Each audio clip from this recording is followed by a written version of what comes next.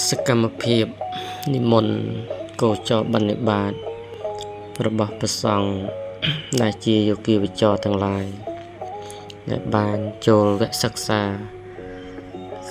សមាធិវគ្គទី3ចំនួនទី8នៅសញ្ញាគារស្ថានសប្រមចារីក៏ដូចជាសកម្មភាពសិលវតីដែលបួសចូលវគ្គសិល10ផងដែរនាំគ្នានិមន្តនឹងអញ្ជើញទៅទទួលនៅអាហារបដិបាតហើយអាហារបដិបាតនេះគឺជាអាហារបែបធុដងដែលក្នុងវគ្គសមាធិគឺយើងតម្រូវឲ្យយោគីវចរទាំងឡាយកោសក់បួសគ្រប់គ្នាហើយតម្រូវឲ្យបំពេញនៅកិច្ចធុដងកវត្តធុដងហ្នឹងមកពីពាក្យថាធុតៈឬក៏ធុតង្គៈមានន័យថាជាអង្គនៃធម៌ដែលបុគ្គលប្រតិបត្តិដើម្បីធ្វើឲ្យសិលបរិសុទ្ធធ្វើឲ្យសិលផុរផង់ហើយដើម្បីជាគ្រឿងញោមញីនៅអកុសលទាំងឡាយដើម្បីសម្អាតនៅកិលេសធម៌ទាំងពួងនិងញ៉ាំងនៅចិត្តឲ្យមានកម្លាំងដើម្បីជាឧបការៈដល់ការចម្រើនសមាធិនិងចម្រើននៅបញ្ញាដោយព្រះសម្មាសម្ពុទ្ធព្រះអង្គទ្រង់ត្រាស់សម្ដែងថាសិលតាំងនៅទីណាបញ្ញារមែងតាំងនៅទីនោះការបួសការធ្វើទុដងកវត្តនេះគឺជាការចាក់គ្រឹះឲ្យមាំនៅក្នុងសិលធ្វើសិលឲ្យបានបរិសុទ្ធល្អធ្វើសិលឲ្យទៅជាអធិសិលសិលដ៏ក្រៃលែងហើយកាលណាសិលជាទុកដូចជាផែនដីមានកម្លាំងខ្លាំងហើយយើងឈរសុបលើផែនដីហើយទើបយើងអាចញ៉ាំងនៅប្រយោជន៍ទាំងឡាយទាំងពួងទៅមុខបានយ៉ាងណាការបួសបដិបត្តិធម៌និងការបំពេញកិច្ចទុដងនេះគឺជាការចម្រើននៅសីលាតិគុណឲ្យមានកម្លាំងខ្លាំងឲ្យសិលនឹងវាមានកម្លាំងដើម្បីជួយជ្រោមជ្រែងជួយទល់ទ្រនៅសមាធិនិងវិបស្សនាឲ្យមានកម្លាំងខ្លាំងអញ្ចឹងហើយបានអ្នកធ្វើទុដងនេះបដិបត្តិទុដងនេះយើងទទួលទានអាហារមកល្មមទេណាទោះបីមានអាហារច្រើនក៏ដោយក៏យកមកល្មមឆាន់មកល្មមពិសាមួយចំអែតមិនតិចពេកមិនច្រើនពេកហើយអាហារនោះទៀតសោតក៏យើងដាក់ចូលក្នុងបាតតែមួយឆ្នាំងតែមួយហើយយើងច្បល់ចូលគ្នាពូតជាដុំពំនោតហើយពិចារណាធម៌ក្នុងការឆាន់ក្នុងការហូបពិសានោះទៀតផងมันជាប់ជំពាក់ទៅដោយអាហារសាបល្វីងជូរចត់ប្រៃបែបណាឆ្ងាញ់មិនឆ្ងាញ់អីគឺយើងអត់គិតទេគឺត្រឹមតែកំណត់ដឹងថាអាហារដែលឆាន់ដែលពិសាហ្នឹងគឺត្រឹមតែទ្រទ្រង់នៅរូបកាយទ្រទ្រង់នៅជីវតន្ត្រីឲ្យតាំងនៅដើម្បីប្រព្រឹត្តសេចក្តីល្អការបរិភោគដើម្បីចម្រើនគុណធម៌តែម្យ៉ាងហើយអាហារទុដងហ្នឹងគឺយើងមានបន្លែមានផ្លែឈើយើងមិនសូវជាមានសាច់ទេយើងសាច់តិចតួចបំផុត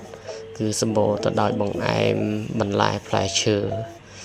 ដែលជាអាហារទុដងហើយប្រសង់ក្តីសិលវតីក្តីក៏ម្នាក់យកល្មមដើម្បីទទួលនៅអាហារទុដងហ្នឹងមួយចំអែតកាពះដើម្បីងាយស្រួលក្នុងការបដិបត្តិធម៌ព្រោះកាលណាអាហារយើងឆាន់ហូបមានសភាពល្មមសំគួរយើងមិនប្រាថ្នាក្នុងអាហារទេយើងអាចនឹងឆ្អែតស្កប់ស្កល់នៅក្នុងផ្លូវធម៌យើងមិនអន្ទះអន្ទែងក្នុងការស្រេកឃ្លានចំពោះអាហារទេគឺអត់ទេចាំបានអ្នកធ្វើទុដងគុណប្រយោជន៍នៃការធ្វើទុដងគឺជាអ្នកប្រាថ្នាតិចទី2ជាអ្នកមានសេចក្តីសន្តោសមានន័យថាមិនប្រាថ្នាលោភលន់ទេគឺទោះបីមានច្រើនអាហារច្រើនក៏យកត្រឹមតែល្មមប៉ុណ្ណឹងឯងអានោះសេចក្តីសន្តោសប្រាថ្នាតិចមិនប្រាថ្នាអ្វីលើសពីមួយចំអែតទៅប៉ុណ្ណឹងទេទោះបីឲ្យច្រើនលើសហ្នឹងក៏អត់ទទួលដែរហើយអានិសង្ឃធ្វើឲ្យស្រាលខ្លួនបរិភោគអាហារទុដងទៅធ្វើឲ្យយើងមានកម្លាំងកាយហើយធ្វើឲ្យសុខភាពយើងល្អផងដែរហើយក៏តាំងនៅក្នុងសិល ដ៏បរិសុទ្ធល្អក្នុងការចម្រើននូវគុណធម៌ចឹងបានព្រះពុទ្ធព្រះអង្គទូលមានថាបុគ្គលប្រកបដោយបញ្ញារមែងតាំងសុបនៅក្នុងសិលកាលបើចម្រើននៅចិត្តផងបញ្ញាផងជាអ្នកមានសេចក្តីព្យាយាមជាគ្រឿងដុតកម្ដៅឬក៏ដុតកម្លោចនៅកិលេសជាប្រក្តីមានប្រាជ្ញាជាគ្រឿងរក្សាខ្លួនឃើញភ័យក្នុងវដ្តៈបុគ្គលនោះក៏បីនឹងផ្ដាច់បង់នៅបណ្ដាញគឺកិលេសទាំងនោះសេចក្តីប្រាថ្នាទាំងឡាយទាំងពួងបណ្ដាធម៌ទាំងឡាយទាំងពួងនោះគឺសិលនេះជាឫសគល់ដូច្នេះសិលនេះដែលយើងជាពុទ្ធបរិស័ទក៏បីគោរពប្រតិបត្តិមុនគេបំផុតសិលជាទីចម្រើននៅកុសលសិលជាគ្រឿងអភរណៈសិលជាអាវក្រោះសិលជារបងការពារយើងឲ្យបានសេចក្តីសុខហើយសិលនេះគឺសំដៅទៅលើចេតនាចេតសិកសម្ភារវិតកមៈដែលជាសិលហ្នឹងគឺសំដៅទៅលើការវាចានៅអំពើទុច្ចរិតដែលកើតតាមផ្លូវកាយវាចាដើម្បីងាយស្រួលដល់ការបដិបត្តិក្នុងបដិបទាក្នុងការចម្រើននៅអធិចិត្តចម្រើននៅបញ្ញាអញ្ចឹងនៅក្នុងសិលនេះចេតនាជាតួសិលបានព្រះពុទ្ធព្រះអង្គសម្ដែងថាចេតនាហាំងភិក្ខវេសីលង្វទាមិមនាលភិក្ខុទាំងឡាយតថាគតហៅចេតនាជាតួសិលដោយចេតនានោះមានន័យថាធម្មជាតិដែលគិតដែលចាត់ចែងដែលសន្សំមានន័យថាយើងមុននឹងគិតអីក៏ដោយធ្វើអ្វីក៏ដោយគឺចិត្តរបស់យើងគឺតែងតែគិតអំពីការវាបង់នៅអំពើបាបមិនឲ្យបាបកើតឡើងដោយកាយដោយវាចាឡើយអានឹងអញ្ចឹងហើយមិនឲ្យប្រព្រឹត្តនៅអំពើកោងកាចដែល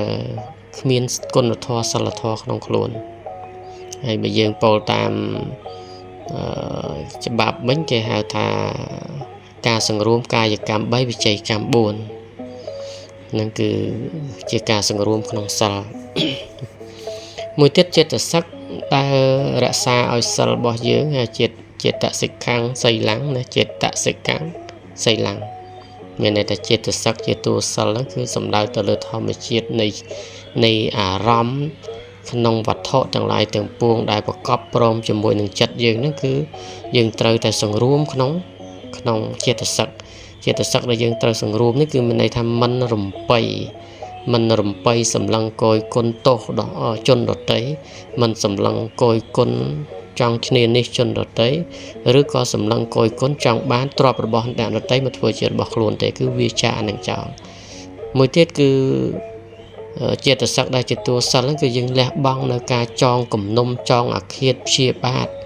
ណាលះបង់នៅការចងគំនុំចងអាឃាតព្យាបាទជនដទៃលះអាចិត្តនឹងចោលបានយើងមានសិលអញ្ចឹងបានអ្នកចម្រើនសមាធិយើងលះអាចិត្តទាំងអស់នឹងចោលទៅយើងមាននៅកុសលធម៌ហើយមួយទៀតគឺការយល់ឃើញត្រង់ត្រូវក្នុងការយល់ឃើញត្រង់ត្រូវជឿលើផ្លូវល្អមានសេចក្តីខ្លួនឯងជាឧបមាខ្លួនឯងចង់បានសេចក្តីសុខយ៉ាងណាក៏មិនទៅបៀតបៀនជនដទៃដើម្បីសេចក្តីសុខដល់ខ្លួនទេ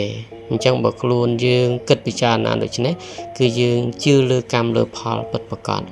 អានឹងគឺអញ្ចឹងមួយទៀតសង្វរៈដែលយើងសង្រួមឲ្យទៅជាសិលនោះគឺយើងសង្រួមភ្នែកតិចចំហអណ្ដាតកាយចិត្តរបស់យើងមិនឲ្យចិត្តខឹងចិត្តស្រឡាញ់ចិត្តស្អប់គុំគួនសពបែបយ៉ាងទាំងអស់ហ្នឹងកុំឲ្យចិត្តហ្នឹងវាមានហើយយើងសង្រួមក្នុងសិលសិក្ខាបទដែលខ្លួនបានរក្សាកុំឲ្យប្រព្រឹត្តកន្លងហើយការសង្រួមនៅការប្រើប្រាស់ញាណសង្វរៈក្នុងការប្រើប្រាស់ចៃវរៈបច្ច័យសេនាសនៈបច្ច័យកលិនភេទជ្ជៈបច្ច័យឬបណ្ឌបាតបច្ច័យក្នុងការឆាន់អីហ្នឹងគឺយើងមានសេចក្តីសន្តោសនៅក្នុងហ្នឹងអញ្ចឹងបានអ្នកធ្វើធម៌គេមានសេចក្តីស្រាលកាយស្រាលចិត្តហើយជាអ្នកមានសេចក្តីស្ងប់រងាប់ច្រើនដល់តែពេលយើងចម្រើនសមាធិទៅវាធ្វើឲ្យចិត្តរបស់យើងហ្នឹងវាមានភាពស្រឡះងាយគ្រប់គ្រងងាយថែទាំងាយរក្សាងាយធ្វើចិត្តហ្នឹងឲ្យបានស្ងប់ងាយនឹងទូលមានចិត្តរបស់យើងឲ្យបាននៅសេចក្តីសុខស្ងប់ដែលសុខទាំងផ្លូវកាយសុខទាំងផ្លូវចិត្តហើយមានអារម្មណ៍ថាយើងលះនៅពលិពោតកង្វល់ហើយដេកជាសុខដើរជាសុខនេះជាអានិសង្សនៃការប្រព្រឹត្តនៅធម៌និងការរក្សានៅសិលហើយអ្នកធ្វើសមាធិជាអ្នកដែលអាចនឹងគ្រប់គ្រងអារម្មណ៍ខ្លួនឯងបានអាចនឹងវឹកហាត់ធ្វើជាម្ចាស់ការលើខ្លួនឯង ប្រកបដោយសតិបញ្ញាជាគ្រឿងរក្សា